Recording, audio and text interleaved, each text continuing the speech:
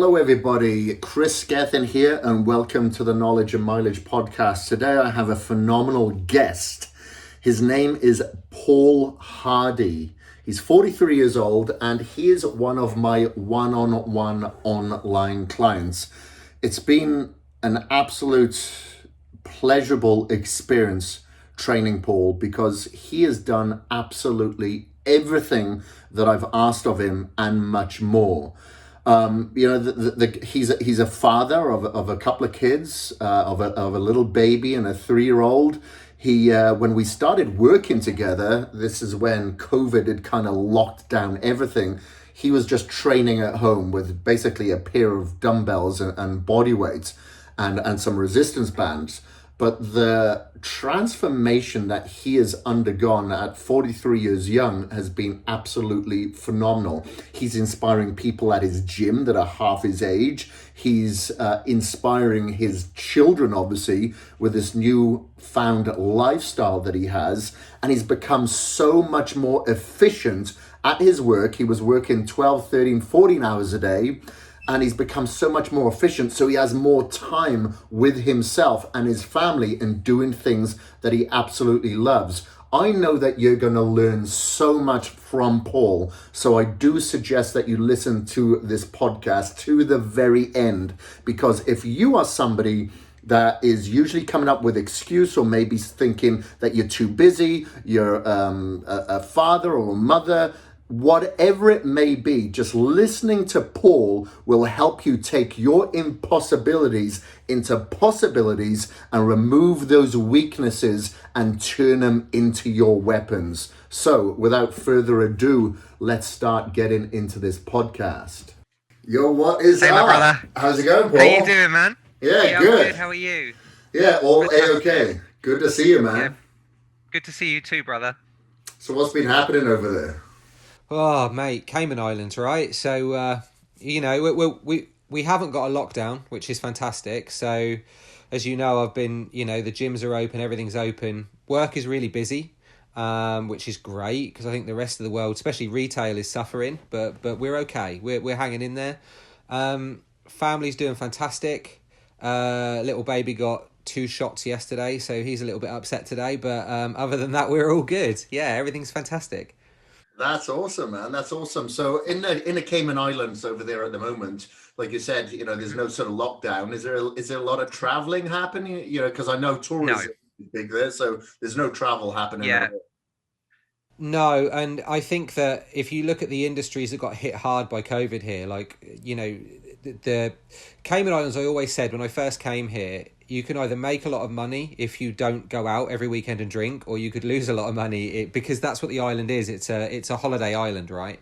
And so most of the bars and restaurants closed, and they're now starting to reopen again. But we have a very, very strict policy when people come to the island. They have to quarantine, a government facility, have a tag put on their foot like they're some sort of criminal, and all that kind of stuff, and then get negative tests before they're allowed out. So, it is what it is. They're now starting to roll out the vaccine. So all of our kind of essential workers have been done now. That doesn't include like retail staff. We're next on the list. But yeah, I think they're handling it really well. It's going well. And like, I remember when we started together, I was in quarantine, I think earlier than the rest of the world, and you did the homework out for me. And then I think it took like 4 months for the gyms to open, but we haven't looked back since. Everything's been fine. Okay. All right. That's cool. And no travel for you overseas or anything for a while.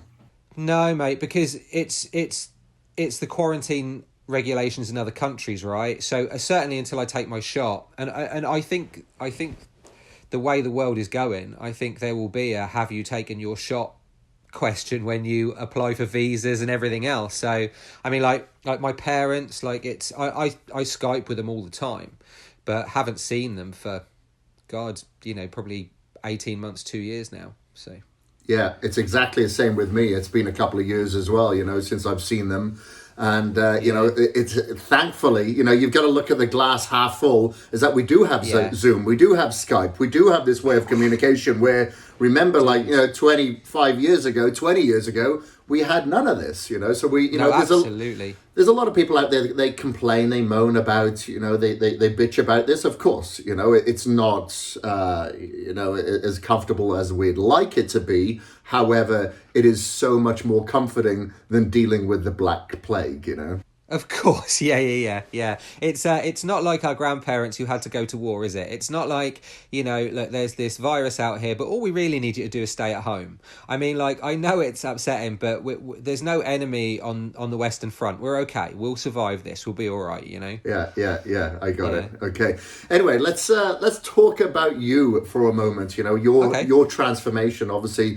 That well, it's not just a transformation, your progress thus far, because you know this is a lifelong journey, as I'm sure that you can attest. And it isn't just a transformation from a physical aspect; it's definitely a mental aspect as well. You know, as you know, we're talking about, you know, the world today, and you know, you've had your ebbs and flows for sure. You know, a lot of ups and downs.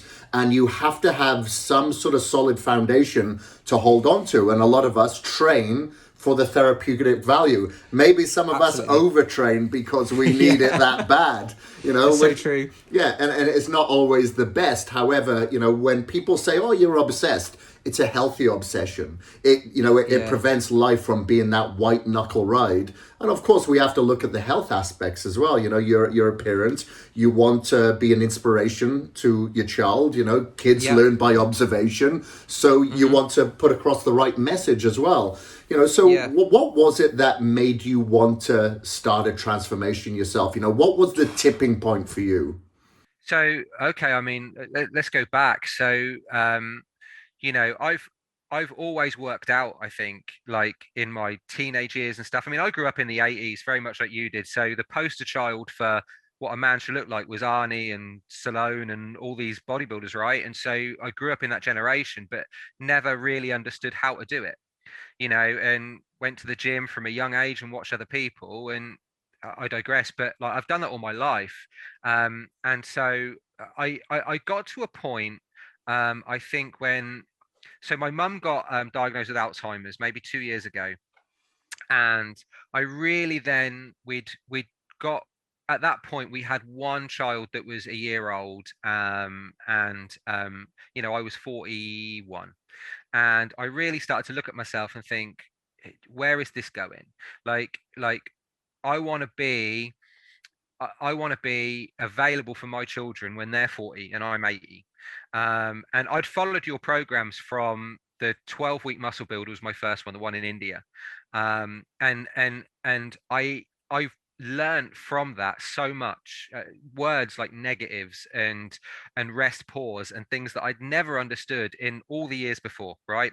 So I then, I was about 250 pounds, I think, in the start of January last year, and you released the lean muscle builder. And I did that, and I was 11 weeks in, and then COVID hit, and all the gyms got shut down. And I'd gone from 250 to about 235, which was our starting weight when I started the program with you. And then I saw you did a post saying, like, I'm looking for 10 people to do the course with the DNA kit. And I was all over it because I was sick and tired of second guessing, right? So one of the things that I see now is, so there's so many avenues to get information out there. There's so many experts that you hear different versions of what is the right way of doing things all the time, right? And I think in my head, I was just sick and tired of never knowing and always guessing, is this the right diet? Is this the right workout for me? You know, I'm 43 at this point, so how is my body, you know, how is my body going to adapt? Can I get a six pack after 43 years of never having one? um you know, I've always had this obsession with building muscle, but at what cost when it comes to how much weight I'm going to put on? So I was feeling really unhealthy at that point, and so I reached out to you, and then we started discussing it, and I think a lot of people that don't do your any of your your training don't understand the complexity of what goes into it with regards to you send that big questionnaire that asks all these questions about your life, and that then becomes the basis for everything in your life, if that makes sense. So when I got what you sent me back, it was that this is the time you wake up, this is your breakfast, this is what lunch looks like, and it broke that this is when you're going to go to sleep and all that kind of stuff. And what that subconsciously does is make you routine everything else in your life, so you become so much more efficient at things. But to go back to your point, the tipping point was I knew that I had to do something to for my longevity, for my family, right? I knew that how many more chances at 43 was I going to get to change my life? Um, and so I trusted you from the online workouts that I'd done before, because I'd always seen results, but never results like this. And I knew that I had issues with accountability. So there's one thing that I really love that you say in the start of the 8-week muscle builder, I think it is, and you say, why is it that everyone always fucks up the diet? And that was me 100% to a T. Like every time I tried to follow something, I would fall off the wagon because I didn't understand any other way of doing it. Do you know what I mean? Like Yeah. it's weird, but holding yourself accountable, certainly in the early stages of a transformation, you're never going to hold yourself accountable to the same standard that that I feel that you're going to hold me accountable to. And so I think over the first 3 months, what we really did was build this really strong foundation for me to build on. Like I think I've always had the drive, and I could lift weights all day. Like you say, probably too much. You know, I could be there all day. When my DNA test came back, they said I've got a lot of muscle endurance for lifting. And I like that feeling of dragging myself out of the gym. You know, if I sit in the car and I go, fuck, I could have done another set, I'm going to get out of the car, go back in and do another set. You know, I want to know when I leave that for the day, I've put a big hammer and a nail into it. And the next day, I'm just resting and recovering to the next workout. Yeah, that's awesome. Yeah. That's awesome. And like you so rightfully said, it is the nutrition that the majority of us screwed up, because it's we judge ourselves all the time, but Yeah. we can judge ourselves, but then still get away with it. We may feel bad about it, but we know we can get away with it. However, when you're accountable to Yeah. somebody else, you are putting your sincerity on the line and you don't want to let someone else down. And sometimes we put other people ahead of ourselves, but in order to do so, we actually put ourselves in the driver's seat. It's like, that's why you get a lot of top NFL athletes, and teams that have coaches. And, Yeah. it's that accountability to have that outsider's perspective that you're going to be completely transparent with. Now, you mentioned before that, you found that, when I told you, okay, you're going to wake up at this time, you're going to go to bed at this time, and that dictation really does have a transcendence effect into other areas of your life. Now, Totally. I feel that as well. I've mentioned this many times. I come from an uneducated background, but through this discipline, I've become more educated, much more disciplined, and much more focused with my day and with everything that I do, whether it be business, career, relationship, whatever. Now, you were working at the beginning of this transformation, you're working over 12 hours a day, but then you found, I recall you saying you found yourself then having more time to spend with your family, more time to prepare your meals and get to bed, Mm-hmm. how did that work, because were you spending time like wasting time watching TV? Yeah. How did you turn that around? So I think, like I say, accountability, it almost like it breeds efficiency, really. So when we first started training together, you're right, I was working 12, 13, 14 hours a day. And I looked at everything that you'd given me to do during that day and the time slots and the meal slots and everything else. And so my first plan was, okay, how am I going to be able to fit all this in? When am I going to cook meals? I mean, I have a fantastic wife and she's amazing support. And the one thing that I'd always say to anyone actually that goes on a transformation like we're on is include your family and let them know what your expectations of it are so that they understand.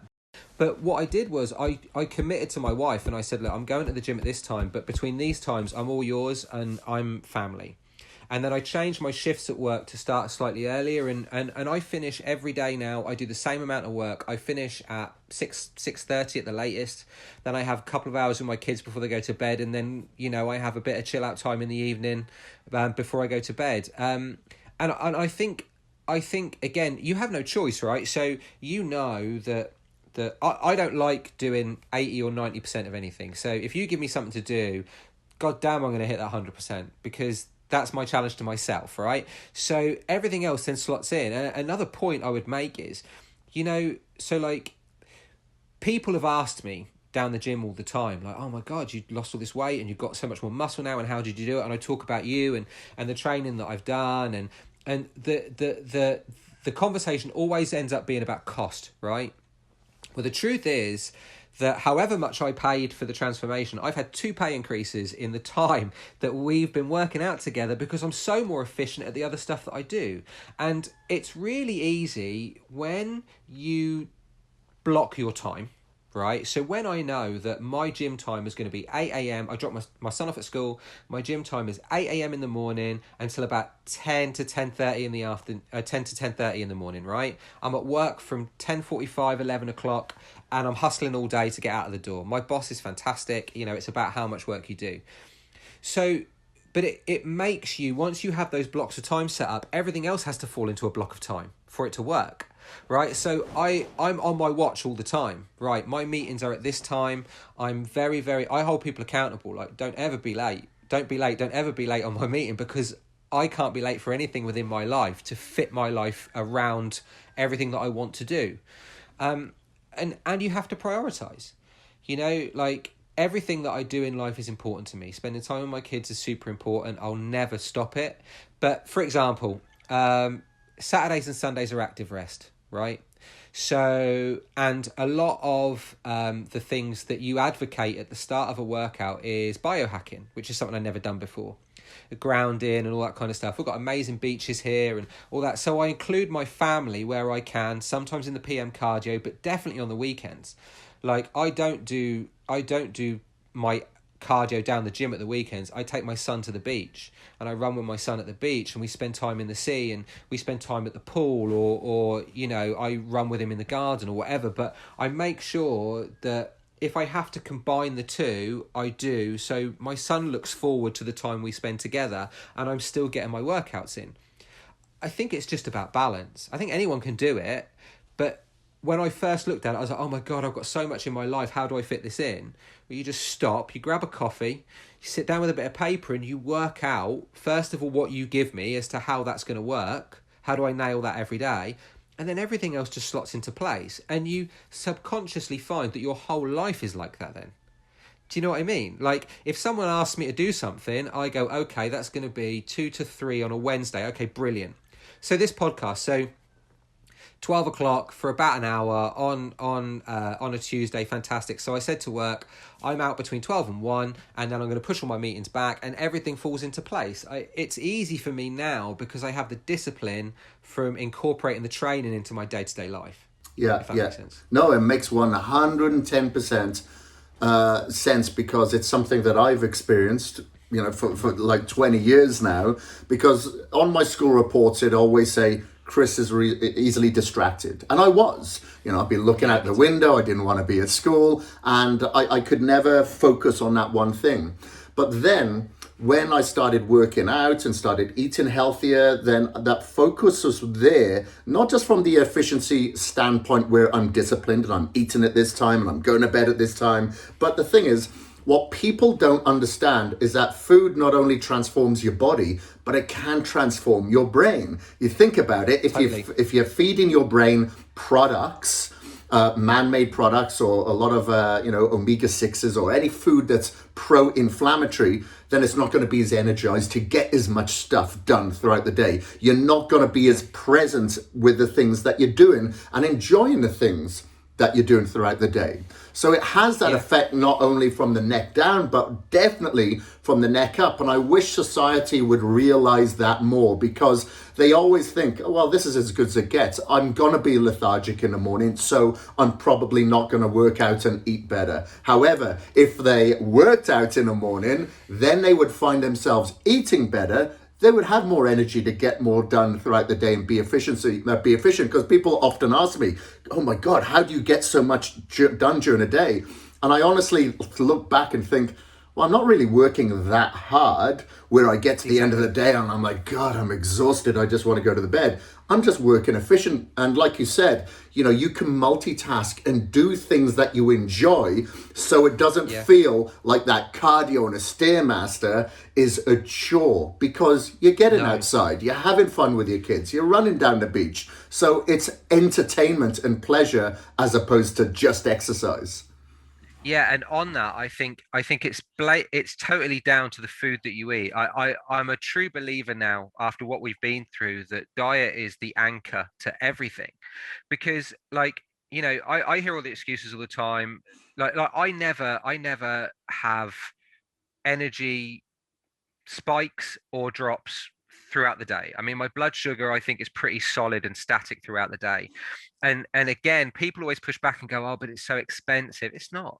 Like, it really isn't. So I mean, my diet, right? Probably better than I do. You put it together, but there's things you can do. So I went to my butcher and I said, you know what, every day I'm going to eat these things. Can you cut them for me in a packet ready? I'll pay extra, whatever, and I'll get them like that. So every day I just rip the packet and my meat's prepared. I buy bags of frozen veg, and frozen berries. Like, there's so many things that you can do, so it's not super expensive. And once you get that diet right, like you say, your brain starts firing in ways that you didn't realize it would. I never thought that gluten was an issue for me until I stopped eating it based on your recommendation. And my God, I mean, like, from an inflammatory perspective, like the if you ever want to see, if someone's out there and going, why can't I see my abs? Just stop eating gluten for a couple of weeks to see what happens, because there's definitely an inflammatory effect there, I'm sure. Whether I'm technically gluten intolerant, I don't think I am, but it did make a massive difference, I've got to say. Yeah, and everybody's different in that regards, because like I was just speaking to Ty Masterpool, who's like a pro motocross rider, about 4 weeks ago, and he tried cutting out gluten. He's only a small guy, he's like 130 pounds, but he can throw around like a 450 motocross bike like it's nothing. However, he's just like 130 pounds, but he said, I actually feel better when I eat food with gluten in it because it makes me feel fuller. Everybody's different, because he's like, otherwise I have to eat all the time. I'm always hungry because he's burning through so many calories. So on that perspective, for what he's doing, it helps him. However, he's still a teenager. That may well change over time, because these inflammatory responders don't happen overnight. It happens over time. And that's why you don't really notice it until you remove it. And then you're like, oh, wow. Right. That I'm getting rid of the subcutaneous fluid. I can see my abs. I've got a little bit more mental focus. So, there's a lot of things that go to play there. And that is what gives you then that drive, that push to do the things that you need to do and feel good about yourself. And that's what it's all about, because, people will look at a transformation and some people will say, oh, that's just being vain. It's a vanity aspect. Well, no. But subconsciously, if you look good, of course you're going to feel better. You're going to have more confidence, so that goes hand in hand. Now, let me ask you as well, and I don't like to say, and we'll put your pictures up here for the viewers to see, and I don't like to say before and after pictures now. I'm going to stop saying that. They are progress pictures, because that's what we should be, chasing, that progress, that evolution all the time. Now, obviously, you've had great progress so far. So you went from originally, before you start doing my video trainer, you were like 255 pounds. Was it 250? About 250, 255, yeah. And what is your current weight now? 170.6. 170, unbelievable. And what is, I think, is phenomenal as well with your transformation is that you haven't been left with like a load of saggy skin. Like, you know, Nothing. you've got just perfect elasticity to your skin. And I think that is one of the aspects that's very important. Obviously, not everybody's going to have, you know, your elasticity, but some people just crash diet. They don't even think about muscle building. They just do extensive amount of cardio, and then they're left with this saggy skin. And if you're doing a diet that's just full of shakes, for instance, then, you know, and no solid meals, then you're not going to be providing your body with the nutrients and the collagen that is needed for that elasticity. Because I'm not just saying this, but, you know, at 43 years old, you look phenomenal. Like, looking at your face now, you could be early 30s. At us, brother. Yeah, exactly. Yeah. It works. I mean, no, you're totally right. And you know, I don't know. I mean, I went on the diet that you gave me. I think the other thing that people need to understand is as well, like, I don't crave food like I did. So I grew up, right, a fat kid, and I didn't understand as a kid why I was fat. And actually now I look back and I know why I was fat. It was because my parents ran a bingo and they used to have sodas on hand and chocolates and sweets they used to sell there. And I used to be in that cupboard every day, 5 times a day. And so I probably lived my youth on these kind of spikes of sugar up and down, and fat storage. So the one thing that really surprised me when I went on the training course is that I didn't have these massive cravings. You know, I thought, oh God, I'm going to miss this and miss that. And I don't at all, really. I mean, like, you know, you obviously you give a list of condiments and things like that. And I found the diet, which I assumed would be the really hard part, to be so easy to follow. I never feel hungry. Like, I think actually at the start, I remember speaking to you because it was really weird. On the days that I didn't work out, like on a Saturday and Sunday, I would feel hungrier than the days that I did work out. And you recommended some things and you know, we changed a few things, and I don't really feel hungry at all. And obviously you're eating at these kind of pit stops all day.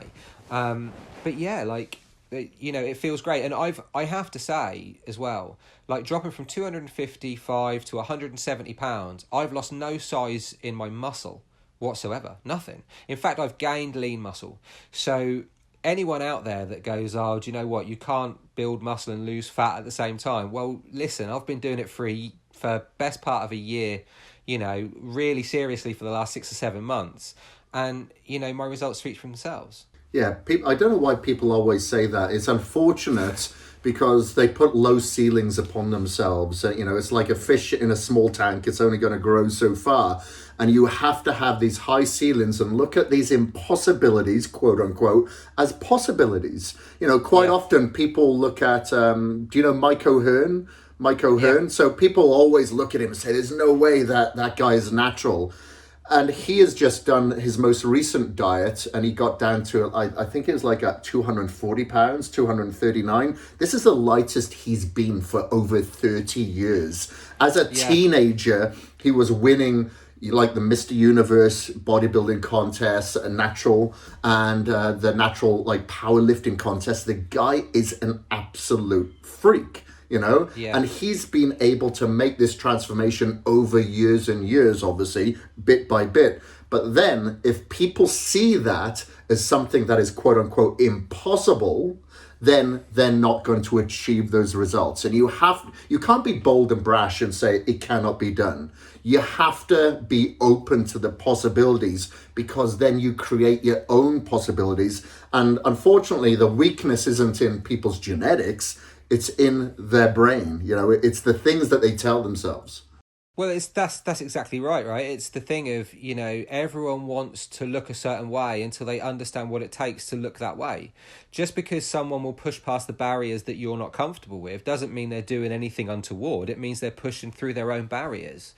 You know, like, that's the way it is, and that's the way I see it. I mean, I never thought that I'd get the results I got. I never thought that I would, and again, you know, I've signed up for another 6 months because I'm no way near stepping off this train. Like, I'm super excited about where we're going to go in the next 6 months, year, 2 years, whatever. Like, because I've seen such a transformation, and it's not just looking in the mirror is great, right? Looking in the mirror and people down the gym asking me what I do and all that, that's fantastic. But playing with my kids, the way that I feel, the way that I'm happier in my life every day is the real benefit of doing this transformation. This is a real full life transformation. This isn't about, can I get bigger arms and a six pack? That's a byproduct of everything else that comes in the package, really. That's the way I would tell people. It's every part of your life, everything in your life that you don't really like, you have an opportunity to change. And maybe you don't realize that you can change it, but once you do something like this, you understand that what you thought was impossible for you is just out of arm's reach, and it's just maybe 2 or 3 steps to get there. But the world is your oyster. It really is. It really, really is. Like I say, I've had 2 pay increases. I'm killing it at work, and I love my job more than I did before, because I get so much more value out of my day every day, than I did before. And you're more present, aren't you? One thing that I do tell, I remember telling you, and I tell my clients, is that please be present. This is a journey. Stop thinking about the end product. Even when you're eating your meal, put the phone away. Don't be scrolling. Just be present with yourself. Because then when you're that much more mindful with everything that you do, you're going to have that outsider's perception, because usually we're trapped inside our brain, and you're going to enjoy everything that much more. Now, when obviously you started this program, we always assume that everything's going to go our way. Everything's going to be great. Now, I always try to tell people, well, expect the unexpected, but that can be hard. But you've had a little bit of bad news as of the last few months. Do you mind sharing that with our listeners and viewers, and how you've been able to deal with this? Yeah, of course. I mean, this is again, just to underline that. So if we think about the things that I've been through on this course, so obviously I'm dealing with my mum back in the UK who's got Alzheimer's, and that obviously affects you. We went through COVID together. Me and you had the first 2 months of the training was done at home with one pair of 15-pound dumbbells and some bands, because that's all I could get. And then, so I know what you're talking about, Kris, is I actually had 2 people that I knew that recently died of cancer. And one of them was a very good friend of mine. And so a bit of a backstory on that. So Omar, just a fantastic guy. Everyone loved him. And he worked for me, and we used to go and watch UFC fights together all the time. So we used to go... I'm a big fan of the UFC, so was he, and so every time there was a big event on, we'd go down the bar and watch the fights, right? And so you know what UFC's been like, so literally it's been every month. Then about 18 months ago, he said, I've got a pain in my neck and my chest and it won't go away. So we sent him to the doctors. The doctors came back and said, everything's fine.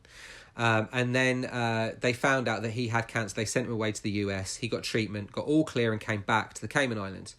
So he was back probably as we were starting the program. And then coming into Christmas this year, so we were well in our program. Obviously, I had a baby as well while we were doing our program, while we were doing this together. And then Omar came back to the island, and we'd all planned to go and see him, and he died the next day before we even had a chance to go. So it was devastating for me that I didn't have the opportunity just to at least say goodbye. I didn't even know that he was I found out after the event that they'd brought him back to the island to die, really. That's where he wanted to be here. And so none of us knew that. We'd all planned to go and see him. We all thought he was okay. He was texting and everything, like everything was cool. He didn't want us to know. And then he passed away. And so the funny thing was that was just before Christmas. And I think where I say that I've been really clean on my diet and everything else. So Christmas Day, someone buys me a 1 kilo bar of dairy milk, and I eat the whole thing in one sitting. Was that British? British dairy milk? Oh, mate, yeah, not their awful American stuff. This is proper dairy milk, mate. Yeah. So, and I remember writing you and telling you, because I think the other thing people have to understand is that this has to be an open, honest, and transparent relationship between the coach and the client, right? So I was like, Kris, you're not going to believe this, but I just ate 1 kilo of dairy milk, and you were like, listen, it's all right, it's cool, these things happen, it's a lot, but it's okay, you know. And you know, that was my send off to Omar. I don't drink, and I, you know. And then we had another guy that worked with me, Greg. Again, he was a much older guy. So Omar was 2 years older than me, so no, 3 years old. He's 46, 47. And we had another guy that worked close with us that went off work one day, and then the next time we saw him was at a Christmas brunch, and he'd lost like 200 pounds through cancer, and then died just after Christmas. So it's been a rocky road. But again, it's about, you know, like, I'm very sad that my friend died, right? Very sad. But the thing is that there's so many brilliant people that have died before me, that whatever happens, like, they've been on that journey before I have. And so, you know, whatever happens, if Einstein can do it, I can do it. If my friend Omar can do it, I can do it. I'm not frightened of that, really. And I Omar would not want me to not work out. You know, no one that's ever died would want me to not put my best foot forward for my family, for me, for my, you know, co-workers and everything else. So I although it's sad, and it is, and I think about every time there's a fight come on, I think about the guy, you know, and it is what it is, but that doesn't stop me doing the right thing for myself. I'm not hurting anybody by doing it. And that's the view of the world that I have. There are always going to be bumps in the road. If you're starting a program and you don't think that there are going to be bumps in the road, say, I remember, like, my son was due to be born on the Thursday. It was the 1st of November. And so what did I do? I didn't have the Saturday and Sunday off. I started legs on a Saturday, worked my way through, and had Thursday, Friday, Saturday, Sunday off to be in the hospital when my son was born and to take him home. I didn't miss anything with my family, and I didn't miss a beat of my workout, because both of them are phenomenally important to me. And it's easy to allow outside interference to make excuses for yourself. But when you really dig into it, what would that person want for you? Well, my friend would want the best for me. My friend would want me to succeed at every level. And so, you know, I'm doing it for him and everyone else. And that's the way I view it. Yeah. You know, thank you very much for sharing that. That was phenomenal to hear. And obviously, I'm very, very sorry for your loss. But do you feel as well, you know, I can say this from my personal standpoint. I've lost people, and, you know, some of us deal with issues ourselves in our own head, whether we make them up or not. But do you feel like having your pivotal foot in the gym, being disciplined with the times, and, you know, everything in regards to your new lifestyle now helps you cope with the unexpected that comes along? And how so? In two major ways, I think. The first is that, as we've already spoken about, my life is routined now. So there's much more of an emphasis if I'm ever feeling down, although I don't really think that I ever do. I'm very good at taking things in perspective. But, like, if I know, like I say, that I'm going to hit the gym at 8 o'clock in the morning, so whatever happens in that day, that's what I want to do. And the gym is such a great release, right? So I know, like, you know, when bad things happen, I'm looking for a PR the next day, you know, or I can take that energy and manifest it into something that's positive down the road, you know. I wouldn't say I've always been that way. I think that being on something like the course that we've done really helps with that, because you're so much more focused, and because you're so much better at organisation. It allows you so much more control. But there are days like that. I mean, everyone has bad days. If I have a bad night with the kids, great example. So my kids don't sleep. So I'm a stickler for 8.5 hours, pretty much, is what I try and do. But we have babies to feed and bums to wipe and things that happen, and sometimes it just doesn't happen. And I know that on the next morning, I know that the assumption is that my workout will be inferior because of the night's sleep I've had before. So I go in with the mindset that I am going to push harder than I've ever pushed before on that day to overwrite the lack of sleep and then try and catch it up the next night. So I try and turn everything that happens into an excuse for me to go harder the next morning, or the next evening for the cardio, for example. You know, if I'm on my exercise bike downstairs, can I go faster for the 30 minutes or 40 minutes just to, you know, just to get it out of my system? I think exercise is such a great therapy. And if you're doing it, so this is the thing, I think it's trained and untrained, right? So exercise for me has always been a great therapy, but before I was untrained in it. Now I feel like I'm trained. So now when I'm doing it, I know what I'm looking for, and I never really did before. So I know where my push points are, and I know how to dig deeper than I would have done before we started working out together. So I think that's the answer. I think every time that something really negative or bad happens in my life, okay, this has happened. It's happened to millions of other people around the world. It is what it is. Tomorrow is a new day. So what I'm going to do is I'm going to get up and I'm going to fucking crush it today, because that's my way of respecting myself and things that have happened before, and to put them to bed. Yeah, and I think you realize after a while, because some people, when they start training, they have no idea what failure means. They don't know how to get there. They don't know where those limits are because they've never pushed themselves to that limit. But I always tell myself this, is that the further you push yourself into failure, the more that you're going to feel the success, that alleviation of that stress, whatever it may be. You feel so much better for it. But the further that you push yourself and the bigger that sacrifice, the more that you'll experience that success. So on that point, right, so one of the things that I noticed massively between working out to let's say your online video trainers and working out with you as a coach. So when I watch the online video trainers, very much like the diet, I feel you'll take shortcuts through some of the workouts, right? Obviously, like you're supposed to do 12, you say 10 to 12, well, you're going to do 10. Do you know what I mean? You say 12 to 15, you're going to do 12, right? Because you've done it. You can tick the box and you can move along.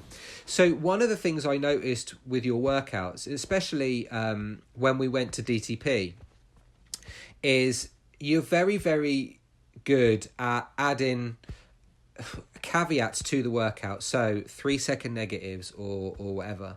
And because we have this accountability relationship, it means that if you say 3 seconds, I'm going to do 3 seconds. If you say 5 seconds, I'm going to do 5 seconds. So DOMS, right? DOMS is a great way. So when you first start working out, you get DOMS, and then generally they go away. But I have to say that since I've been working out with you, I feel something every single workout.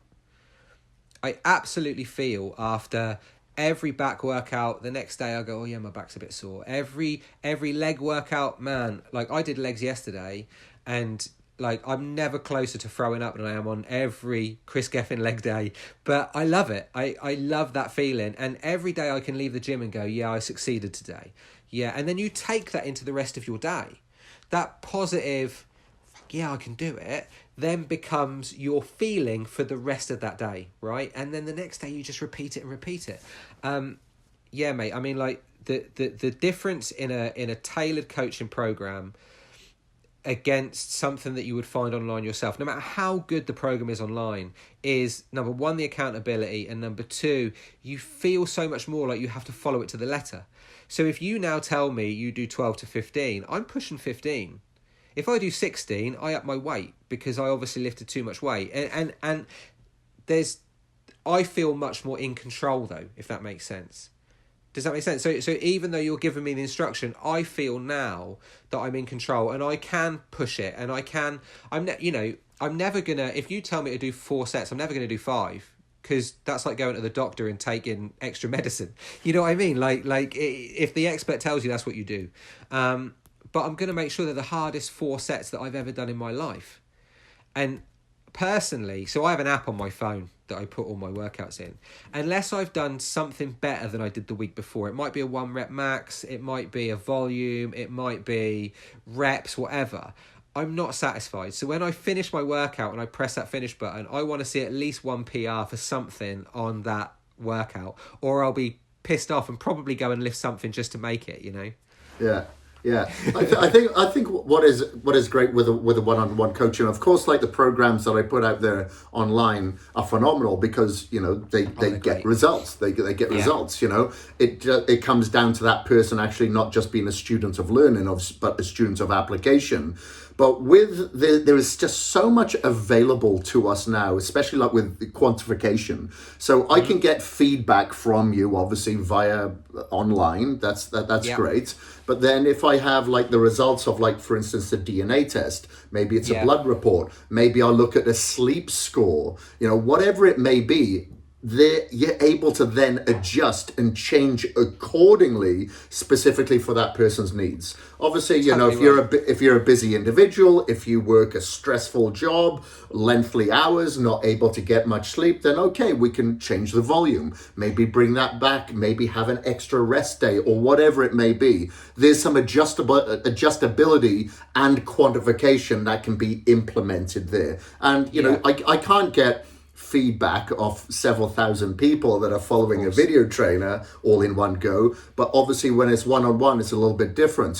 One thing I wanted to touch on that you mentioned before, it's kind of like that sense of urgency that you get. Obviously, you started training at home to begin with, and I recently finished doing a program called a 60-day shred, and we just trained from home, and I couldn't for the life of me figure out why the before and after pictures of these clients over an 8-week period had got better results than previous video trainers that I'd put out when people had access to gyms, because we did this at home with just body weight, resistance band, and a pair of dumbbells. And everyone got phenomenal results. Like the top 10 was terrible trying to figure out who should be the top 10 and then who should be the top 3, whatever. And I honestly think it's people's ability to control their environment instead of getting controlled by it. Maybe they go to the gym and they get distracted. Maybe they're not pushing it that extra 1 rep that makes their body change. Maybe they get there and they're scrolling on their phone. But when they're watching me as well and seeing the intensity in real time, seeing how long that rest period should be, as opposed to it being edited in a video trainer, really pushes that person to the next level. And I think that's what you do with yourself. It's like, I have given you this program. You've got to follow this for the next week, and you only have one chance at that chest workout, one chance at that leg workout. And if you come back to me and say, can I do a second leg workout? Then you obviously haven't trained hard enough during that first leg workout, because you're struggling to walk for the next few days, So it's all about the quality, the efficiency, as opposed to the quantity. Yeah, I mean, like I say, I was an advocate of your online trainers. I think I've probably done all of them at some point, and I've got great results from all of them. But the dramatic results I got from the one-on-one, because we had the other information from the DNA, because I could talk to you, because I could tell you how I was feeling and when I made mistakes, makes such a difference. Because I guess it's like anything else, right? It's like with an online trainer, with the world, I still go back to my favorite is the 12-week muscle builder and the 8-week muscle builder, right? I love those workouts, and I found like a home in those DTP workouts. Like I found a calling in the pain that I had from those DTP workouts, and I love that. And all the workouts have been fantastic, but there was never anyone to go, how did that feel? What did you do here? How did you get through that? And obviously you can't expect it. It's an online trainer. But with regards to working with you one-on-one, and I do say this because this is a relationship, right?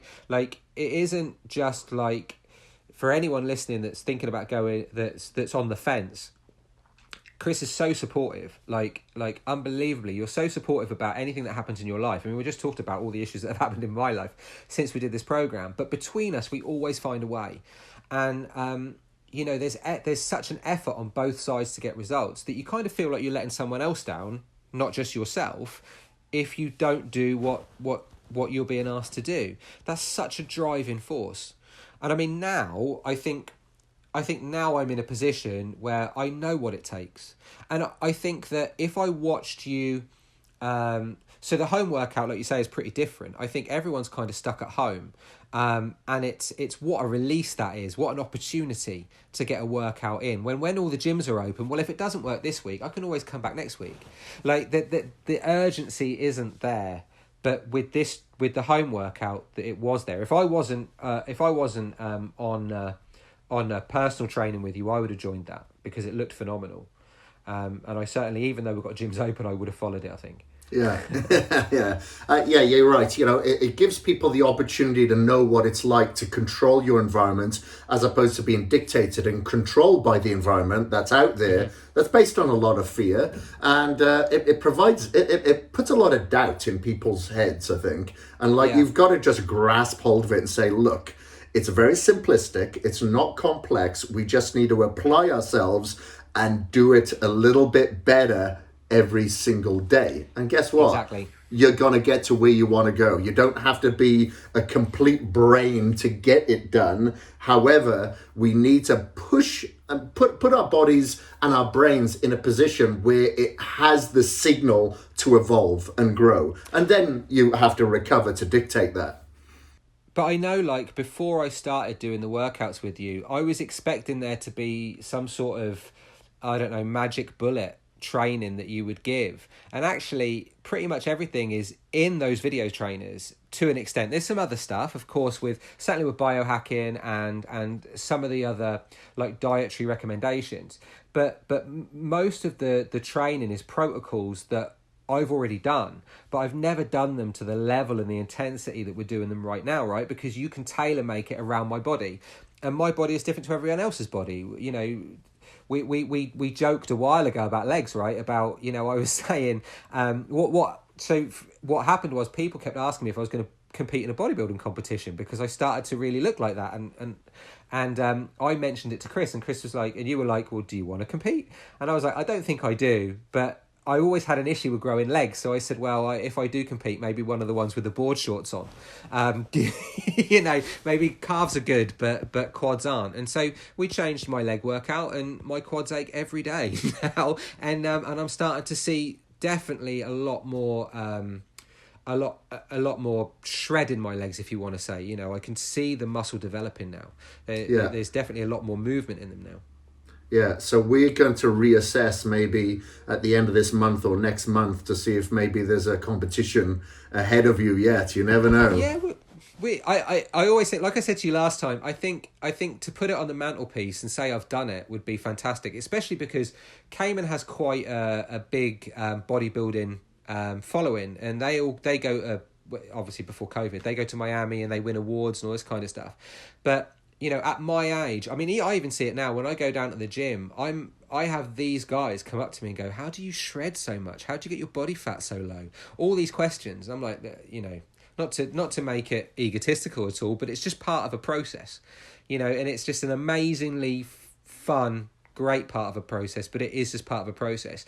And I remember going back to something that you said long ago, you know, like, it's about working hard. It's about, there's no magic bullet. It's about being the hardest worker in the room. And I want to know when I'm down the gym that people understand that there is an intensity that goes along with these workouts. There's the muscle definition, the shape, the loss of body fat is all hard work. It's not some magic bullet or some magic concoction that's going to get you there. You know, supplements help massively, but it's the hard work, the dedication, and the grind that gets you where you want to go, right? Yeah, exactly. And a lot of people, unfortunately, they will look to supplements, they will look to biohacks as shiny objects that's going to help them get this amazing result, when it isn't. Yeah. These biohacks are there only if you have the intensity and that foundation, that consistency and that persistence with your nutrition and with your training. Of course, it can help maybe that 3 to 5%.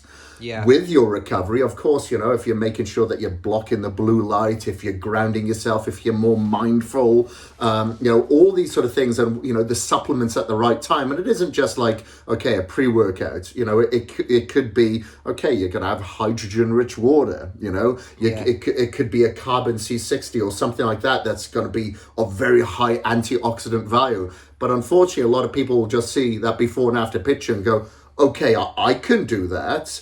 But I'm going to eat these products instead of food. I'm not going to bother taking these supplements. Or maybe I will take the supplements and I'll do the biohacks, but I'm going to stop at 10 instead of 12. And Yeah. it all comes together, it all comes down to, and I always say this, how bad you really want it. Because as we know, Yeah. the first 10 repetitions, waste of time, but you need them in order to get those last two that you really struggle on and that you want to get out with as much desperation as you are to breathe.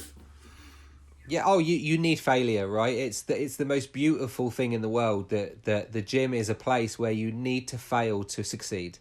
It's the one place where you can feel comfortable failing every single day, because if you fail, you're doing the right thing. And I know, like, supplementation on that point, I mean, like, the amount of people that say to me, the first question, what do you eat? What supplements do you take? Right? That's generally what people ask. And, you say 3 to 5%, mate, pre-caged, recaged at 10% easily. Everything else is 3 to 5% for me. But I mean, like, one of the big things that I think, specifically with losing weight, is drinking water. And so my big four are pre-caged, recaged, amino synergy, and hydrocharge, because they're things that I'll use on a daily basis. The amino synergy and the hydrocharge just make my water interesting, so I'll just keep drinking it all day, and I don't ever go for a soda like I used to all the time, or I don't need coffee anymore. All these things that I used to just take in massive amounts that are completely gone from my diet now. And I would say to anyone, like if you're on a budget, they're the ones that you should take, really, and then everything else is added on.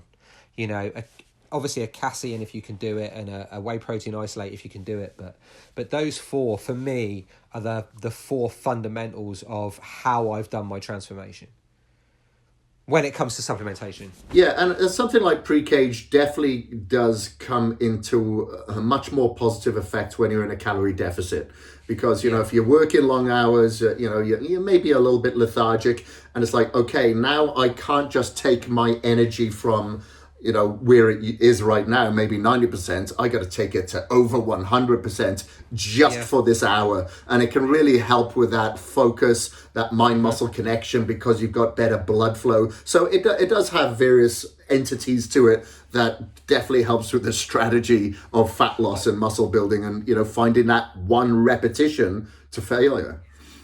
And if you've got kids, I'm telling you, if you've had a night and your sleep is lacking, God, man, pre-caged in the morning, like half an hour before you work out, and I walk in there like the Hulk. I'm ready to go. Yeah, that's cool. And obviously your goal is to lose fat, but have more energy to think about your health span now, and not just be stuck in one lane, where people just think, okay, I'm going to compete in a bodybuilding show and that's it. Well, what if, for instance, you have an injury? Then what is going to be your goal then that's going to make you feel good? So for me now, I'm not trying to build more muscle. I'm not trying to get leaner. I'm trying to increase my health span. I want to keep lowering my biological age. That's my obsession now. And I think it's very important that, like you said, you have that balance. You have a bit of fun, but you always have that pivotal foot in the gym or wherever it may be to improve your performance or improve your health span. Mate, I mean, honestly, you said at the start of the podcast, you need a why, really. What's your reason? And my kids and my wife are my reason. Again, I'm 43. I've got a 4-month-old and a 3-year-old. I left it very late in life. And do you know what? When my kids are 40, I'm still going to be knocking it around and running, and I'm still going to be swimming, and I'm still going to be going down the gym, because I'm creating a legacy for myself, if that makes sense. I think that being a very healthy way, having a low body fat, and doing the things that I'm doing, that we do together, is giving them more time with their dad. That's the way that I look at it, and I will never take that away from them, because it's not fair. So when I look at what is my what's the next 6 months look like? Again, the same as you, I want to be 45 and people think that I'm 30. I want to be 50 and people think that I'm 35, 40. I don't care what people think. I want to feel like that. I want to feel, because now I can tell you right now, I feel better than I did in my 20s. Like, absolutely 100%. I never really get a cough. Sniffles go away very quickly. My immune system is pretty strong. You know, I never miss a day off work. I never miss a workout, and I feel energetic pretty much all the time. Like, you know, and it's a byproduct of the things that we do together. It's actually the real reason we do them. The byproduct is the muscularity, I guess. But yeah, I mean, like, I do it because, you know, I want to see my kids get married, and I want to enjoy grandkids and all these other things that by having children later in life puts a question mark on it, you know. But there's not going to be a question mark over me being able to do it. That's why I do what I do.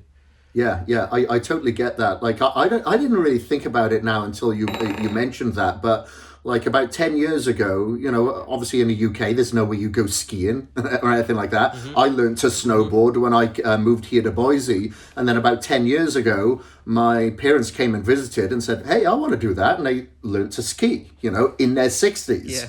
And now, you know, they go overseas every year, except for times like this, obviously, because, again, there's nowhere to ski in UK. So they'll go overseas every year to France or something like that to ski.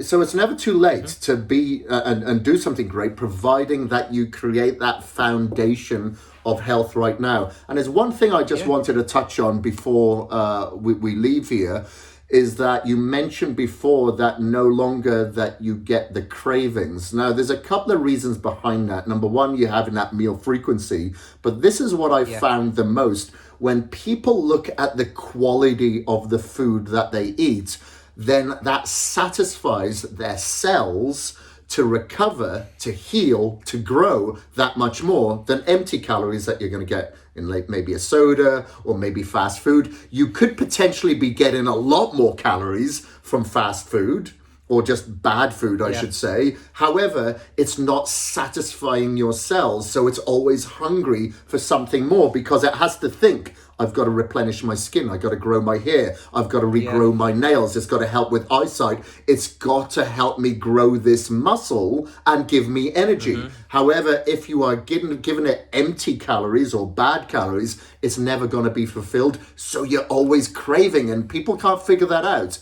As soon as you eliminate that, well, say it several weeks after, then your body just starts saying, actually now, he's feeding me the fuel that I crave, so now I'm more satisfied. So I'm not craving. No, I'm not hungry. Yeah. You know, so I think that's very important for people to understand. If this sugar addiction is only there because it's empty calories that have no fulfillment to them whatsoever. Totally right. I think also it's, for me, I found it might be almost like a mineral imbalance. Like I realized when I first started working out with you that if I got hungry and I put a bit of like Himalayan sea salt on my food, it seemed to cover the gaps. You know, and I didn't get that craving anymore for sweet stuff. That, for anyone that's going through that right now, that goes pretty quickly, actually. Like that need for sweet product dissipates within the first 2 to 3 weeks, as long as you just stick by it and your body understands that, like you say, it's getting its nutrients from other sources. It's not going to bother you for anything.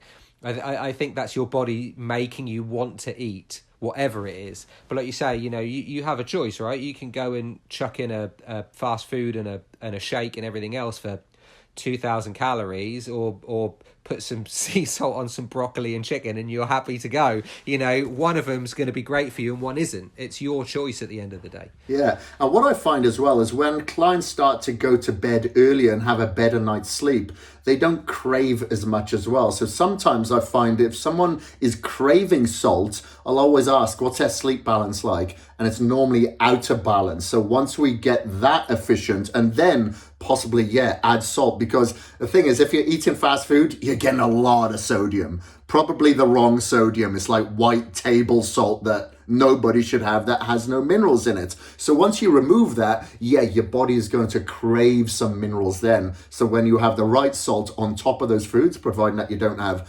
angina or a heart condition or anything like that, you're absolutely fine and you're good to go. All right, well, thank you ever so much for joining me for this interview, Paul. It's been an absolute pleasure. This is the very first one that I've done with one of my clients, and I couldn't have chosen a better client to do it. So thank you, Paul, for being transparent, sharing this journey, and like not just being a student of learning, but of application, and inspiring so many others there in your local gym as well, and obviously your kids and everyone around you too, and everybody that has actually tuned into this podcast. Oh, thank you so much for having me, Kris. It's an honor. Like it really is. Like I say, I've followed the workouts for years, and the time that we've spent together doing this transformation has just been more than I ever could have imagined it would be, and like I say, here's to the next 6 months, 2 years together, and let's see where we can go. But yeah, thank you for having me, mate. Yeah, just 2 more bars of dairy milk over the next 2 years, okay? Yeah, Christmas Day, right? Christmas Day Christmas is dairy milk Day. day, and then we're good. Yeah. Hey, we got to relive that nostalgic feeling that we crave when we're away from home. Yeah, maybe not a kilo next time though. Yeah, maybe just maybe 200 grams will be fine. Yeah. Okay, sounds good. All right, well, thank you very much. Have yourself a phenomenal day, and I appreciate it again, and thank you very much. And that is it for the Knowledge and Mileage podcast. Thank you.